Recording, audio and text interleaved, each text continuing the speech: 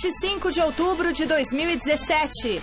Pela semifinal da Libertadores, River Plate sai na frente do Lanús e fica a um empate da final. Nesta quarta é a vez do Grêmio começar no Equador a busca pela decisão do torneio continental. Com 8 pendurados, Corinthians terá que tomar cuidado contra a Ponte para não ficar desfalcado para o clássico contra o Palmeiras. No São Paulo, o dia foi de entrevista coletiva do peruano Cueva, que falou sobre um momento importante da carreira, tanto no São Paulo quanto na seleção do Peru. E ainda, as notícias desta quarta de Santos e Palmeiras e os preparativos de Flamengo e Fluminense para o clássico desta noite pela Sul-Americana. Olá, boa noite. O Gazeta Esportiva começa falando do Corinthians, que a cada rodada que passa cai de rendimento no Brasileirão. E nós vamos agora falar ao vivo com o repórter Osmar Garrafa, que vai falar com a gente aqui. Entrevista coletiva lá, hein? Boa noite, Garrafa. Eu acho válido. E até agora, aqui dentro do clube, eu nunca passei por uma situação diversa. Boa noite, Michele. Nesse momento acontecendo a entrevista coletiva do presidente Roberto Andrade, do Jô. Só para esclarecer, tivemos uma reunião de integrantes de organizada com lideranças do grupo e também com a diretoria. Jô falou que foi um clima amistoso, o presidente confirmou e ambos falam nesse momento. Vamos acompanhar. Eu acho muito tranquilo nesse aspecto. Presidente, primeiro uma pergunta para o presidente e uma para o Jô. Presidente, primeiro, independentemente do que os torcedores tenham dito, a presença física deles aqui no CT já não é por si só uma cobrança? Não concordo. Eu acho que o torcedor, como o Jô acabou de dizer, é parte integrante do processo do futebol. Então, faz parte a gente ter esse relacionamento. Desde que eu assumi a presidência, sempre adotei a postura de poder conversar, dialogar, trocar ideia, explicar. Às vezes a gente vem aqui e explica para vocês muitas coisas que talvez vocês também não tenham conhecimento do que as coisas, o que acontecem. E a mesma coisa a gente faz com ele. Às vezes eles têm dúvida em alguma coisa. Por que fulano está assim? Por que ciclano está desse jeito? E é uma oportunidade que a gente tem também de poder falar que não é isso. Se vocês estão aqui quase que diariamente, vocês acompanham, não é diferente desses todos os torcedores que ficam aqui assistindo o treino. Todos estão aqui assistindo e todos eles recebem a atenção dos jogadores, ou não? Ou não são torcedores que vêm aqui? Então nós temos isso no CT praticamente diariamente, não é diferente. É que esses torcedores representam a torcida uniformizada, enfim, mas são torcedores também. Então eu acho que nunca tivemos um problema. Eu não tive um problema. Nada passou de conversa em nenhuma das vezes que nós o recebemos aqui. Então, para mim, tranquilo. Agora para o Jô. Jô, é que os números, eles são incontestáveis, né? Primeiro turno com mais de 80% de aproveitamento, agora o segundo turno com um pouco mais de 30% de aproveitamento. Nessa reunião ou em outras, vocês já identificaram o problema de rendimento do time? Cara, o Fábio, ele é um treinador que tem essa capacidade de mostrar números pra gente, de mostrar que ele sempre prezou, que foi rendimento. Cara, não tem como a gente esconder isso, tá aí. Só que agora é a reta final, que passou, passou. O nosso primeiro turno foi muito bom, a gente não se iludiu com isso. O segundo turno não está sendo muito bom, mas ainda não acabou o campeonato. Talvez o segundo turno não está sendo igual ao primeiro, mas que pode nos levar ao título pelo nosso primeiro turno. Então a gente tem que ter a consciência de que tem que melhorar, óbvio, como no primeiro turno a gente fez um primeiro turno brilhante, a gente sempre prezava por sempre melhorar. Então não é agora, porque agora a gente está num patamar não tão igual ao do primeiro turno, que a gente vai falar, poxa, agora não é baixar a guarda, agora é hora de levantar a cabeça e o nosso objetivo está perto e não baixar a guarda. Então a gente tem a consciência de quem tem que melhorar, onde tem que melhorar, o Fábio está trabalhando isso e nós jogadores temos a consciência disso. Jô, aqui à sua esquerda, você conhece bem o torcedor, você antes de ser jogador do Corinthians é torcedor do Corinthians, quando garoto todo mundo sabe disso, jogou no Corinthians, sabe que o torcedor é passional. Essa conversa de apoio, né? Ela existe apoio hoje, mas isso pode amanhã se transformar numa situação que já é corriqueira de torcida vir pressionar os jogadores. Os torcedores colocaram, até onde pode ir essa paciência, porque tem clássico no outro final de semana contra o rival Palmeiras que briga pelo título. Vocês têm consciência que esse apoio tem um limite? E a outra pergunta que eu te faço é, o grupo se sente pressionado ver o maior rival a 6 pontos com um confronto frente a vocês? Não, eles deixaram bem claro, cara, que eles estão em qualquer situação, eles vão apoiar.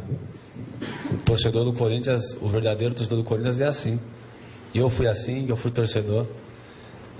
Quando é torcedor de verdade, a gente sabe que qualquer situação eles vão apoiar. Não tem o limite de paciência. Eles vieram em prol disso, falaram em qualquer situação adversa, boa, mais ou menos, enfim, eles estão com a gente.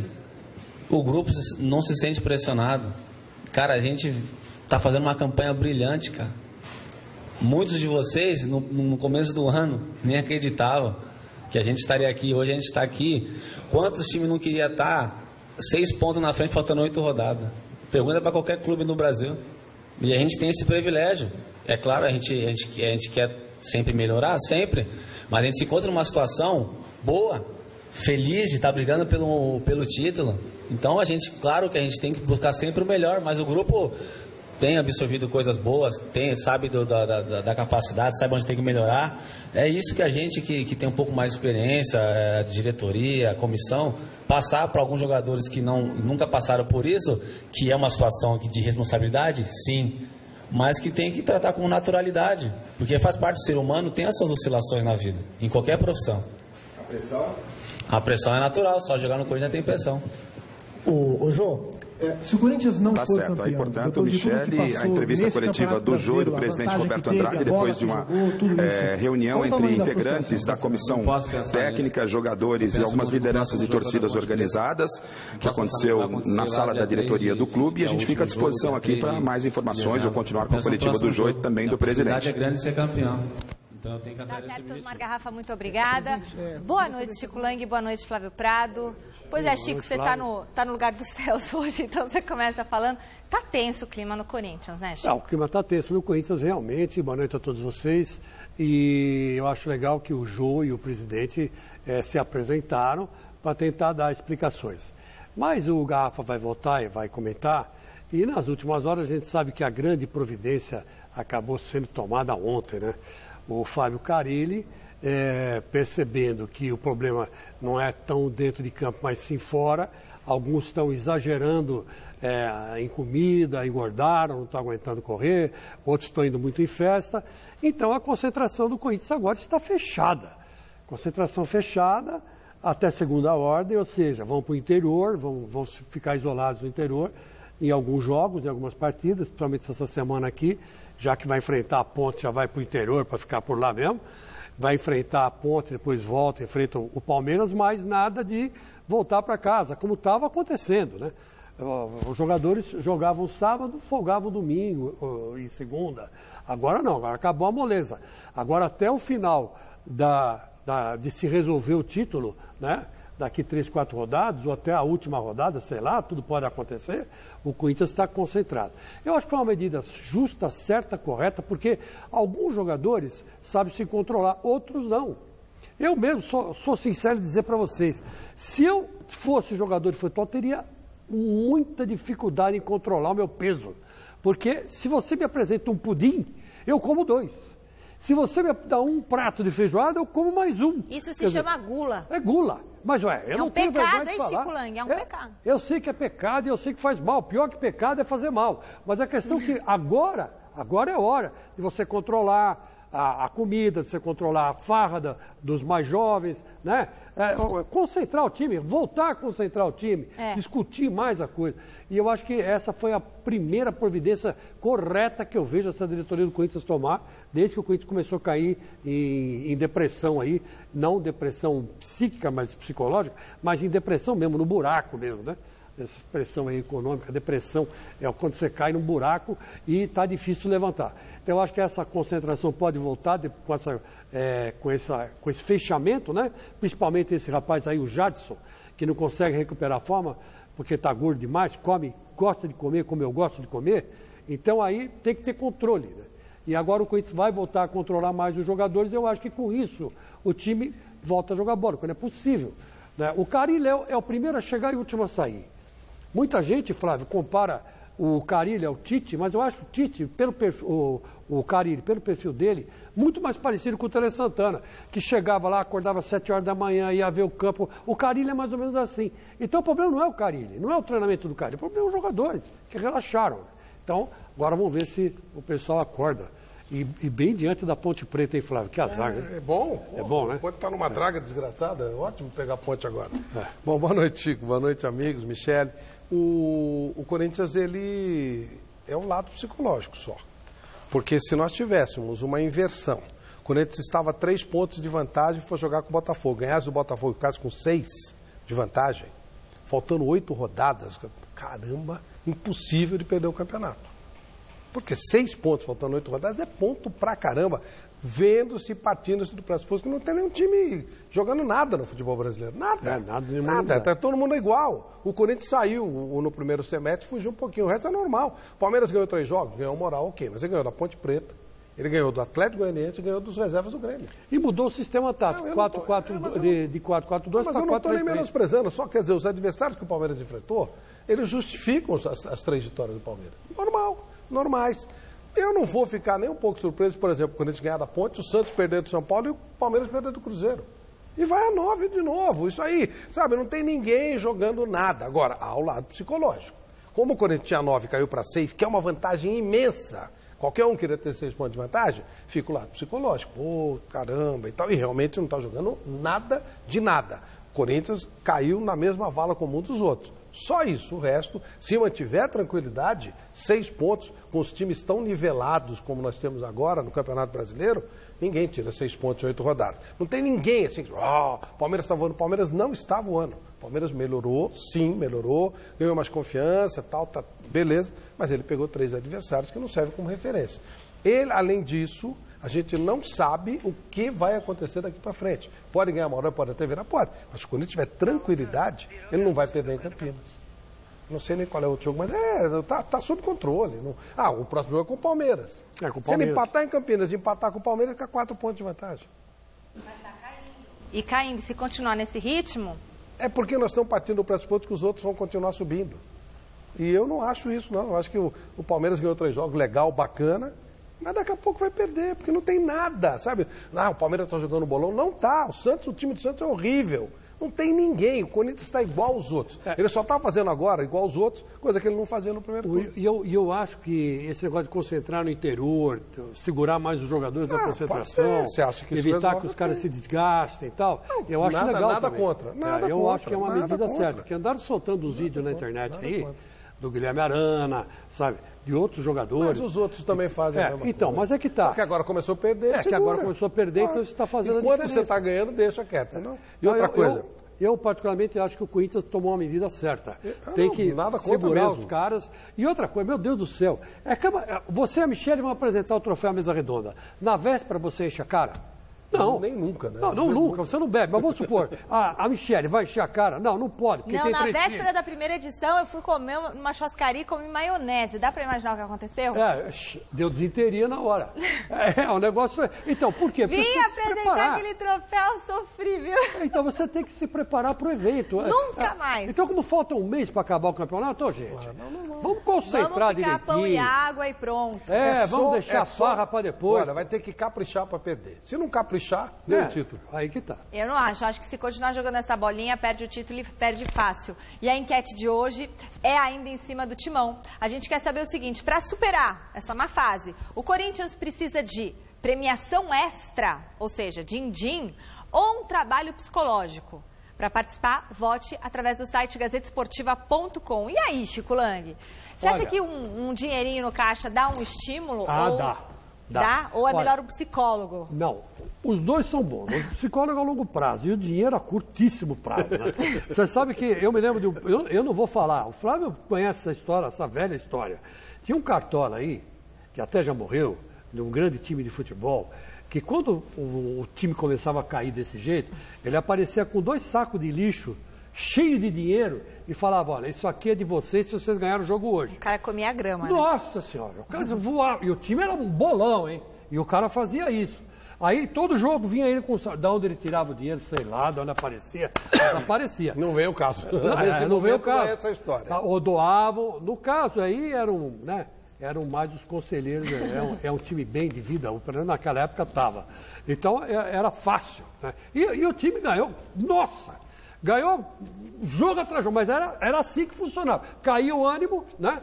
Aparecia 2 sacos pretos de dinheiro desse tamanho assim. Que beleza. E aí era uma maravilha, rachavam tudo no vestiário, saiu com as bolsas cheias e eram campeões. Então eu acho que hoje funciona mais o dinheiro a curto prazo, o psicólogo a longo prazo. E aí, Flá? Eu acho que é só não se apavorar, ou seja, psicólogo. Só não se apavorar que ganha. Não tem nada. O problema não é nem o Corinthians cair, que os outros não vejo ninguém. Está tudo muito, sabe? Nem o Palmeiras? Nada. Tudo niveladinho ali por baixo. Vai.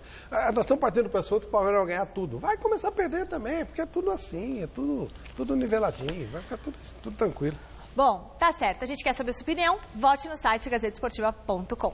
Vamos para as águas agora, porque o brasileiro Gabriel Medina segue fazendo bonito no Mundial de Surf e hoje o nosso menino conquistou de maneira emocionante a etapa portuguesa. Veja só. A decisão da etapa de Portugal do Circuito Mundial de Surf foi emocionante. Na disputa, 2 velhos conhecidos, o brasileiro Gabriel Medina e o australiano Julian Wilson.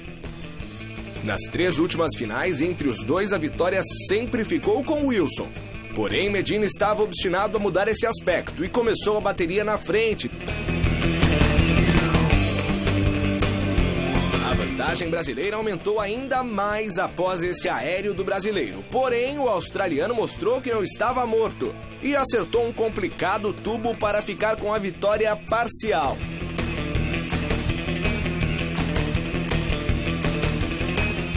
Com o mar em condições difíceis e faltando poucos minutos para o fim da bateria, Gabriel Medina conseguiu surfar 2 boas ondas e retomou a liderança na pontuação para ficar com o título da etapa. Esse primeiro lugar em Portugal deixa o surfista, que já foi campeão do circuito em 2014, com chances de conquistar o bicampeonato.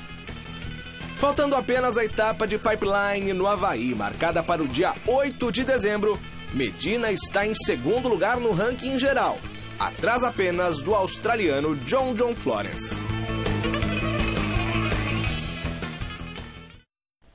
E só lembrando que o nosso Gabriel Medina torce para quem?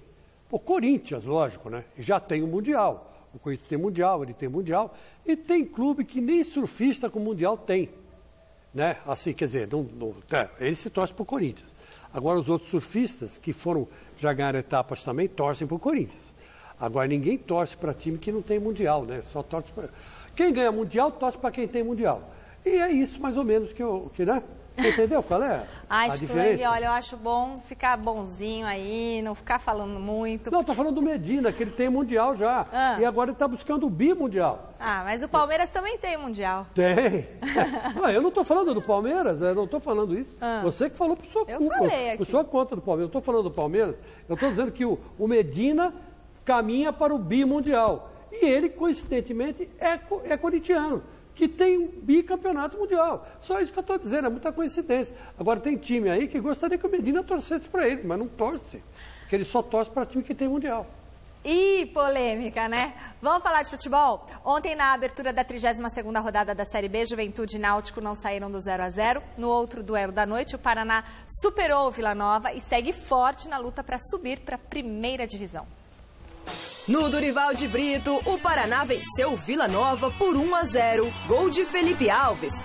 O resultado positivo colocou a equipe na vice-liderança provisória da Série B, com 56 pontos, 5 a menos que o Internacional. A gente está aqui conversando, clima quente no Gazeta Esportiva, mas pela Europa, o meio de semana ficou reservado para as Copas locais e teve muito time grande sofrendo para avançar. Muitas emoções no Gazeta Esportiva. Falando em Sul-Americana, nesta quarta tem Fla-Flu no Maracanã, que jogão, e os 2 times destacaram a importância da competição. Uma Copa importantíssima. É muito difícil, mas estamos no caminho. Há que ir jogo a jogo, trabalhando essa possibilidade, que seria muito positivo, que sería muy reconfortante anímicamente, mas creo que se está construyendo, se está trabajando para llegar allá. Para Flamengo no hay nunca un juego fácil, todos los juegos son intensos, todos los juegos son muy difíciles, y más ahora con lo que es la historia, Fluminense, Vasco, después Gremio, después son todos juegos de altísimo nivel, y creo que hay que trabajarlos uno a uno, ¿no? A uno y asimilar y seguir el camino. Uma competição na qual, para nós, é algo que uma coisa inédita que o Fluminense ainda não tem, né? Sabemos disso e acredito que não só para mim, mas como para cada atleta é uma de grande importância, né? Sabemos que temos agora 2 confrontos que vai ser muito difícil, mas acreditando que podemos dar mais um passo e quem sabe chegar à semifinal. Vai ser legal porque são equipes com perfis diferentes. O time do Flamengo é um time caro, com um treinador que está chegando no meio da temporada com dificuldade em pôr o seu ritmo de jogo, que é natural. O Fluminense tem no Abel um cara que comanda há muito tempo, mas é um elenco mais fraco e há uma tradição, né? Tanto que o Flamengo chegou a poupar jogadores no domingo contra o São Paulo. O Diego ficou no banco, teve alguns jogadores nem participaram da partida exatamente por causa do confronto de hoje. Então, acho que o bicho pega lá. Eu não vejo. Acho que o Flamengo com um pouquinho de favoritismo nesse jogo. Eu acho que o Fluminense entra com um franco atirador nessa disputa aí. Que todo mundo sabe que o Fluminense, ao longo dos últimos meses, perdeu alguns jogadores bons, teve que vender jogadores. Praticamente está jogando com um sub-20 disfarçado, né?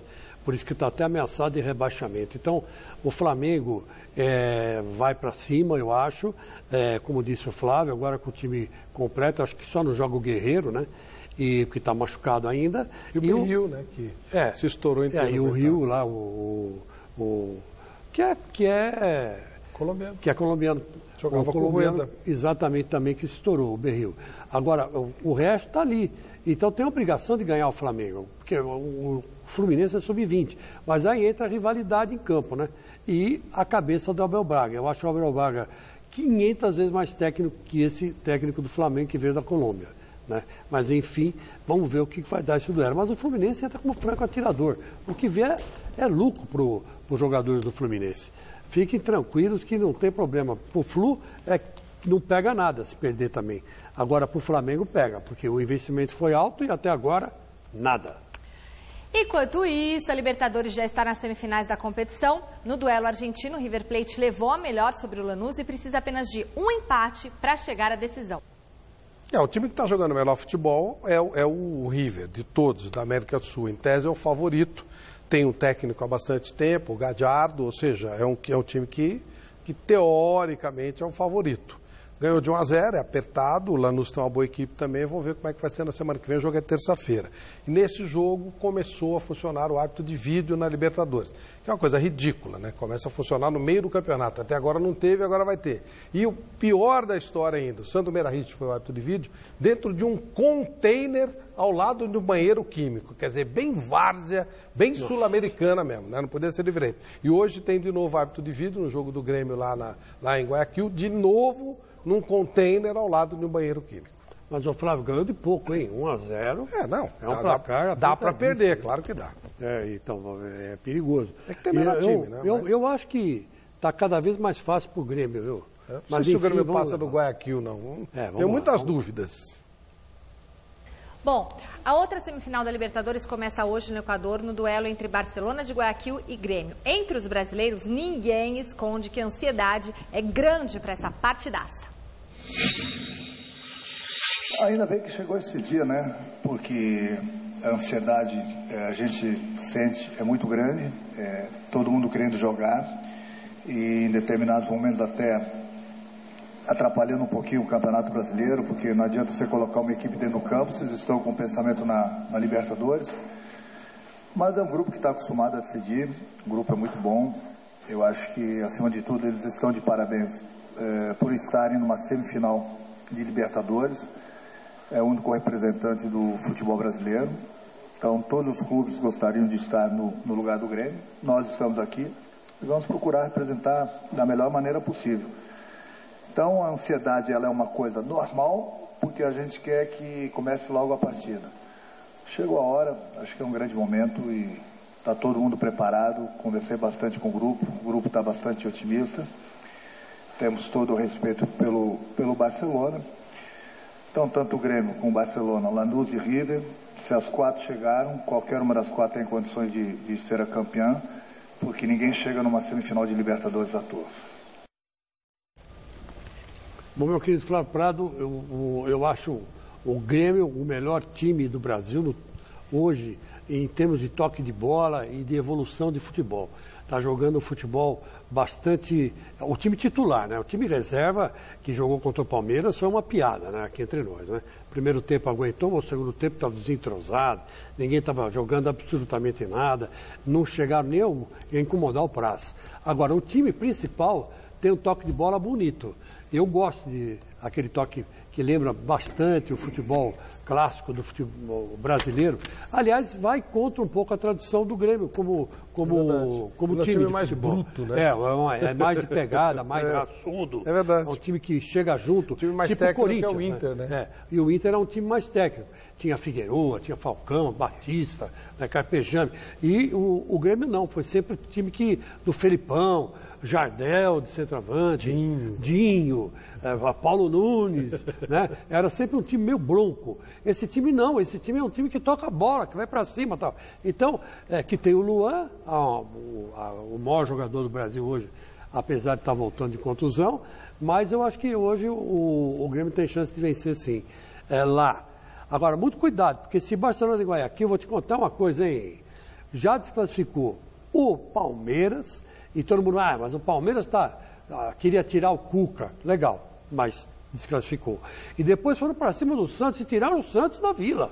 Então é bom a gente tomar cuidado, porque esses caras não estão para brincadeira. Mas é o 11 Caldas, não devia estar aí, mas está. Então, muito cuidado, porque esse time aí é um time chato de se enfrentar.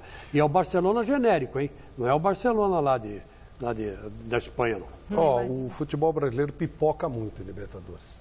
Eu tenho medo de jogar Libertadores, impressionante.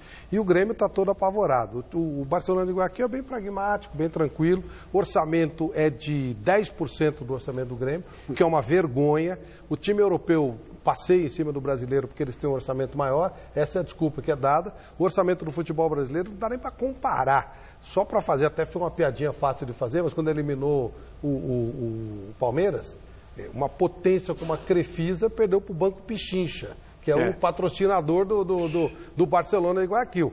Mas existe esse banco? Existe, é um banco bem popular, banco bem popular. Banco Pichincha? É o patrocinador. Ganhou da Crefisa. A verdade é que esse time, ele é bem ajeitadinho taticamente, mas é um time com pouco orçamento. O principal jogador não vai atuar, o centroavante, mas ainda assim eu não aposto minhas fichas no Grêmio. Acho que é no mínimo pau a pau. O time brasileiro costuma pipocar feio, faz tempo que não chega um brasileiro na final. O assunto agora é o Mundial Sub-17 que está sendo realizado na Índia. O Brasil perdeu da Inglaterra 3-1 e vai disputar o terceiro lugar com a seleção Mali, que foi derrotada pela Espanha também por 3-1. Espanhóis e ingleses fazem a grande final. Os 2 jogos acontecem no sábado. Veja os gols da derrota brasileira.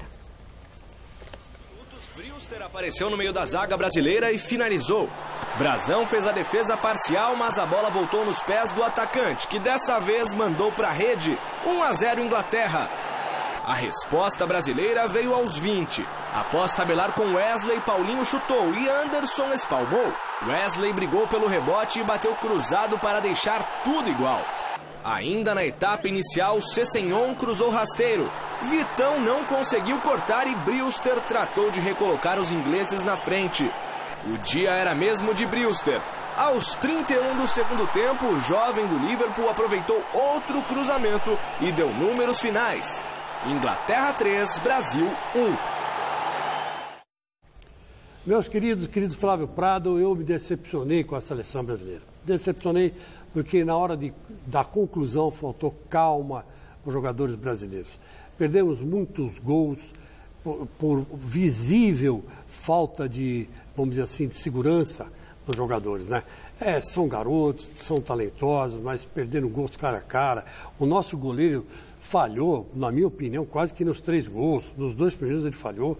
Enfim, eu acho que tudo isso aí a gente tem que levar em conta, na minha opinião, que são garotos, mas a seleção podia ter muito bem passado pela Inglaterra, que criou o mesmo número de chances que nós criamos, só que eles converteram. E esse centroavante deles aí, por ter essa idade de 17 anos, vai dar trabalho quando tiver no profissional, hein, ô Flávio? Porque o cara é matador, hein? Esse rapaz, sabe quem criou esse jogador? Quem deu todas as dicas para ele? Não Aquele sei. Michael Bill, que estava aí no São Paulo, que os caras detonaram lá, que estava trabalhando com o Rogério Ceni, lá no Liverpool. Ele é do Liverpool. Mas ele é inglês. Foi pro Liverpool. Esse moleque é inglês. Sim. E o Michael trabalhava lá. Então, mais um cara importante que passou pelo São Paulo e não foi aproveitado.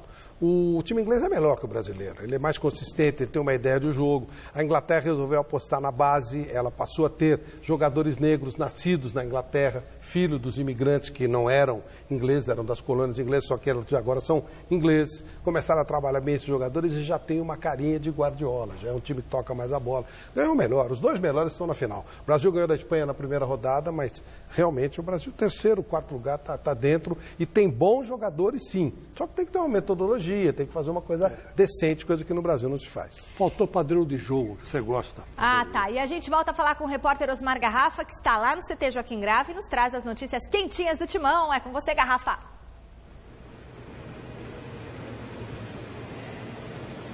É isso, Michele. Terminou há pouco aqui a entrevista coletiva do atacante Jô e também do presidente Roberto Andrade, né? Nós reproduzimos os principais trechos ao vivo dessa entrevista. O que chamou a atenção hoje foi falado, inclusive, na coletiva. Foram duas reuniões. A primeira delas entre as lideranças de torcidas organizadas, que, segundo a diretoria, veio fazer uma visita à liderança dos jogadores e também a integrantes da diretoria. Participaram desta reunião Cássio, Balbuena, Gabriel e Jô. Segundo o próprio Jô disse aqui há pouco no Gazeta Esportiva, foi uma reunião extremamente amistosa, onde essas lideranças depositaram e trouxeram apoio aos jogadores, acreditando que o Corinthians ainda está firme na briga pelo título e que não é essa queda de vantagem que já chegou a ser, por exemplo, 16 pontos para o Palmeiras e hoje está em 6 para o Verdão e 6 também para o Santos, que vai abalar essa relação. Foi esse o teor da reunião entre jogadores, líderes dos jogadores e também integrantes da torcida organizada. Posteriormente, aconteceu uma reunião, como é de costume na reapresentação, do técnico Fábio Carille com os jogadores, e aí já a preparação para o jogo contra a Ponte Preta, e o Corinthians, claro, pensando aí numa vitória para tentar se consolidar na ponta do campeonato. Preocupação por aqui é com 8 jogadores que estão pendurados com 2 cartões amarelos, que poderão estar em campo contra a Ponte Preta. 6 deles estão sendo aproveitados como titulares e 2 não. E implicaria o terceiro cartão amarelo. Quem levar esse cartão ficaria de fora do clássico contra o Palmeiras no domingo da outra semana na Arena em Itaquera. Anotando a relação dos jogadores pendurados, dos que estão sendo utilizados como titulares: Cássio, Balbuena, Gabriel, Rodriguinho, Jadson e Jô. O Pablo e o Camacho não estão atuando. O Pablo, inclusive, está se recuperando de uma lesão e o Camacho tem ficado na reserva, mas são jogadores também que estão pendurados com 2 cartões. O Fagner recebeu o cartão contra o Botafogo, mas não é o terceiro dele, é o primeiro cartão. Sobre o Pablo hoje foi liberado pelo departamento médico. Ele apareceu no gramado, está na fase de transição, trabalhando fisicamente. Vai ficar à disposição? Ainda não temos essa confirmação, mas tudo indica que o Pablo deve ficar à disposição para o clássico contra o Palmeiras na outra semana. Os jogos do Corinthians, além de Ponte Preta, também e Palmeiras, em casa serão 4 partidas, restam 8 jogos.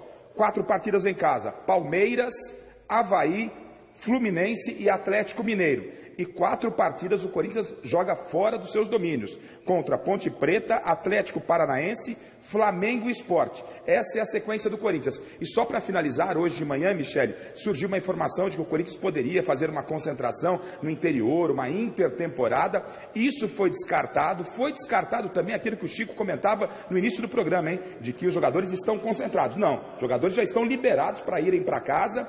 A concentração para o jogo contra a Ponte Preta não está confirmado, mas deve acontecer na próxima sexta-feira à noite, o que já é uma rotina para alguns jogos do domingo. Então não há concentração permanente, os jogadores estão liberados, e isso foi a confirmação por parte da diretoria e da assessoria de imprensa do clube, agora há pouco aqui no CT Dr. Joaquim Grava. Amanhã de manhã, sexta de manhã, sábado de manhã, e aí o Corinthians enfrenta a Ponte em Campinas às 5 da tarde. Michele. Valeu, Garrafa. Muito bom, valeu. Hora de falar do São Paulo, que no sábado tem clássico contra o Santos no Pacaembu. Jonas Campos esteve no CT da Barra Funda e traz as novidades do tricolor. Confira. Os jogadores chegaram, aqueceram, começaram a trabalhar com bola e o treino logo foi fechado para a imprensa. De agora em diante, até o clássico de sábado, contra o Santos no Pacaembu, o esquema será de privacidade total por aqui. Além de pensar no Santos, o São Paulo trabalha nos bastidores, pensando lá na frente. No início desta semana, a diretoria do clube antecipou o duelo da 32ª rodada contra o Atlético Goianiense, do dia 6 para o dia 4 de novembro. Tudo para ter o camisa 10 da equipe dentro de campo.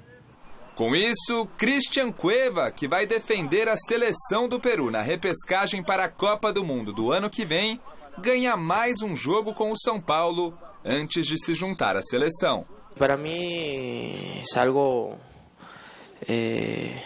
que me motiva, ¿por qué? Porque siento que soy importante, ¿no? Pienso que en este momento estar todos juntos es importante. Entonces, para mí es importante de repente poder estar en estos dos partidos que se puede y poder aportar lo mejor de mí, ¿no? E por isso estou contente também, não? Por conta da repescagem, Cueva ficará de fora dos duelos contra Chapecoense, Vasco e Grêmio. E os números já mostram a falta que ele fará ao time. O peruano, com 11 passes e 9 gols, é o líder de assistências e o terceiro artilheiro do São Paulo na temporada. Seria esse o melhor momento da carreira do jogador? Não estou vivendo a melhor fase da minha carreira, mas estou fazendo o melhor por São Paulo, por mim. Gostaria de poder estar em outra posição del campeonato, mas este é futebol e há que seguir trabalhando para cada dia melhorar, ¿no? Melhor momento individual da carreira, não. Momento mais importante, sim. Puedo falar que sí es el momento más importante de mi carrera, porque se trata de mi selección, se trata de mi país, se trata realmente de como tú dices, ¿no?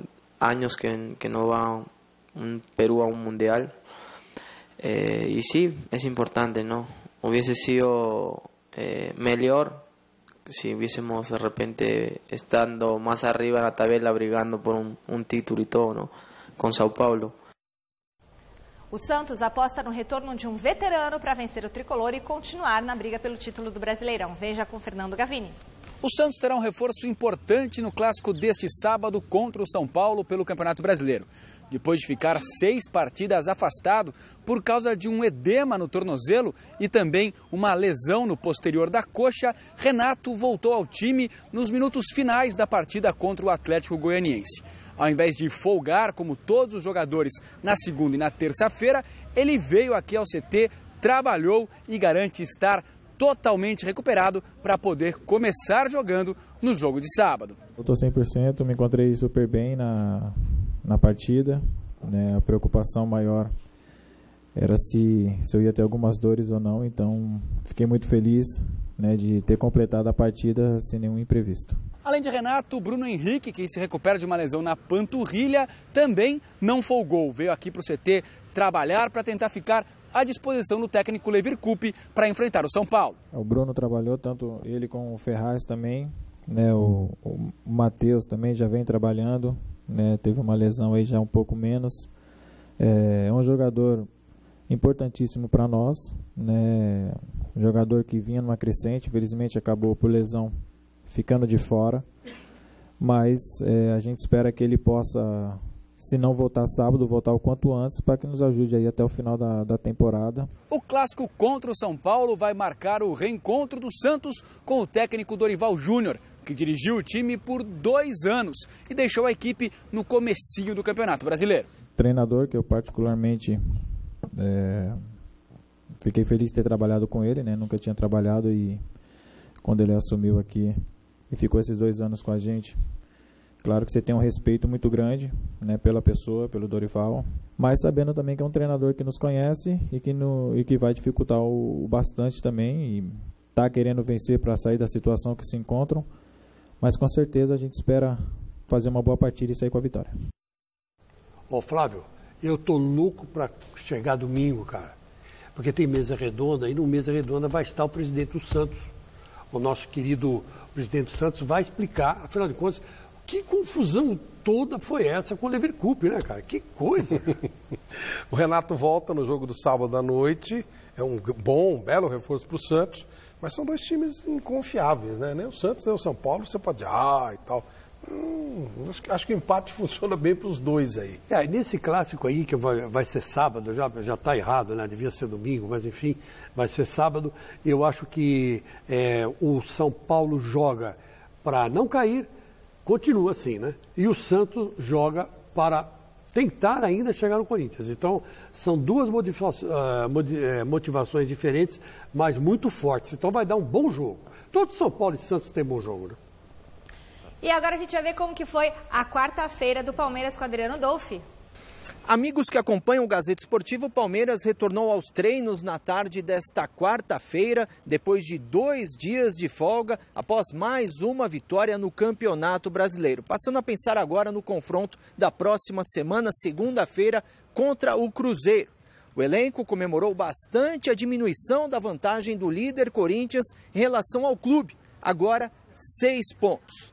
O meio-campo Moisés comentou essa vantagem do Corinthians à frente do Campeonato Brasileiro. E a gente melhorou dentro da competição, né? E a gente só melhorou porque nós começamos a focar primeiramente na gente, no nosso adversário, e conseguimos dar uma resposta positiva. Mas a gente já passou por situações parecidas, onde a gente houve uma melhora dentro da competição e acabou oscilando depois. Então, nesse momento, a gente tem que se preocupar em manter esse nível, né, de apresentações, de resultado, para que a gente possa continuar somando. E na visão dos torcedores e também do elenco palmeirense, um dos responsáveis por esta boa fase com 3 vitórias consecutivas é o técnico Alberto Valentim. Moisés comentou se, em relação à chegada deste novo treinador, houve ou não uma alteração no ambiente em relação a todo o elenco no clube. Vamos acompanhar o que disse Moisés. O ambiente não que esteja mais leve, porque saiu o Cuca e agora está o Alberto. Não tem nada disso, porque o ambiente com o Cuca aqui também era bom. Só que a partir do momento que você consegue 3 vitórias consecutivas, o time começa a jogar melhor, é claro que a confiança, né, a autoestima aumenta, e isso é normal e não tem nada que o Cuca atrapalhava a gente, eu trouxe uma pressão demasiada, não, é porque infelizmente os resultados se oscilaram bastante naquele período e por isso o clima às vezes fica, aparentemente parece estar estranho, mas não tinha nada disso. E agora com as vitórias, com o time jogando bem, espero que a gente continue assim até o final, para que a confiança permaneça sempre em alta e a alegria também. O Palmeiras vai treinar durante todo o final de semana, inclusive no sábado e no domingo, com a possibilidade, inclusive, de acompanhar os rivais diretos na briga pelo título em seus respectivos jogos. No caso, o Santos enfrentando o São Paulo e o Corinthians a Ponte Preta. Moisés confirmou que vai secar os rivais e torcer por um tropeço deles. Vamos acompanhar o que disse o Moisés. Não, sem dúvida, eu vou acompanhar os jogos, né? E não vou ser hipócrita de falar que eu não vou torcer para os resultados acontecerem a nosso favor. Isso aí é uma coisa normal, né? Os adversários torcem por tropeço da gente e a gente automaticamente também torce por tropeço daqueles que estão na nossa frente, que estão brigando com a gente pelos mesmos objetivos. Resultado da nossa enquete, site gazetesportiva.com bombando. A pergunta de hoje era para saber o que o Timão precisa fazer para superar essa má fase, hein? Uma premiação extra para ajudar no cofrinho dos atletas ou um trabalho psicológico? E o pessoal respondeu o quê? O que é, Magrão? Trabalho psicológico não, premiação extra. Eu aqui, gente, premiação extra. Chicão, você acertou, todo mundo quer dinheiro no bolso. Todo mundo. Ajuda, né? Magrão, um beijo para você. Flávio Prado volta sexta... Domingo no Mesa Redonda, vai ser legal. E Chicão volta com a gente aqui também amanhã. Sexta-feira. O Jackson Follman estará domingo no Mesa Redonda, hein? Vai ser muito legal. Vai ser muito bom, junto com o presidente Santos e com o Zenon. Bigodinho. Um abraço, tchau.